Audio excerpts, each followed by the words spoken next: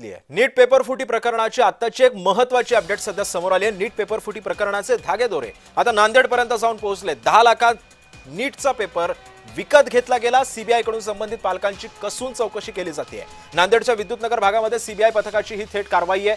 कदम कुटुंबाने मुलींसाठी 10 लाखांमध्ये पेपर विकत घेतल्याचा कुटुंबावरती आरोप करण्यात आला। कदम कुटुंबियांच्या फ्लॅटवरती सीबीआयने छापा मारला। सीबीआय कडून कागदपत्रांची तपासणी करण्यात आली। मुलीसाठी 5 लाखांमध्ये नीटचा पेपर विकत घेतला असल्याची माहिती सुद्धा सूत्रांनी दिली आहे। दरम्यान काय कसं हे पेपर फुटीचं कनेक्शन होतं ते आपण पाहतोय टीव्ही स्क्रीनवरती। पीव्ही कुलकर्णीकडून केमिस्ट्री पेपरचे प्रश्न लीक करण्यात आले। मनीषा मांढरेकडून बायोलॉजीच्या प्रश्नपत्रिकेतील प्रश्न लीक झाले। एजंट म्हणून काम करणाऱ्या वाघमारे लोखंडे खैरनार मार्फत विद्यार्थ्यांकडे प्रश्न पोहोचले। मनीषा वाघमारेचं कुलकर्णी आणि मांढरेच्या घरी सारखं येणं जाणं होतं। मनीषा वाघमारेकडून पेपर धनंजय लोखंडेकडे नंतर शुभम खैरनार पर्यंत पोहोचला।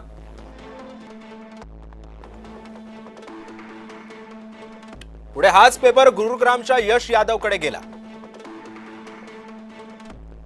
यादवने हाच पेपर सिकरच्या बिवाल बंधूंकडून विकला। यादवने हाच पेपर पुन्हा एकदा विकला आणि तो त्यानंतर हा पीव्ही कुलकर्णी जो आहे तो कोण आहे ते आपण पाहतोय। मूळचा बीडचा आहे, सध्या पुण्यामध्ये वास्तव्यास होता। संपूर्ण प्रकरणाचा मास्टरमाइंड हाच पीव्ही कुलकर्णी होता।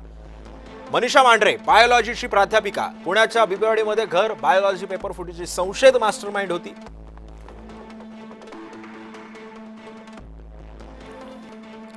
शुभम खैरनार BAMS चा विद्यार्थी आहे, मूळचा नाशिकचा आहे। तो नीटच्या प्रश्नपत्रिका विकल्याचा आरोप त्याच्यावरती आहे।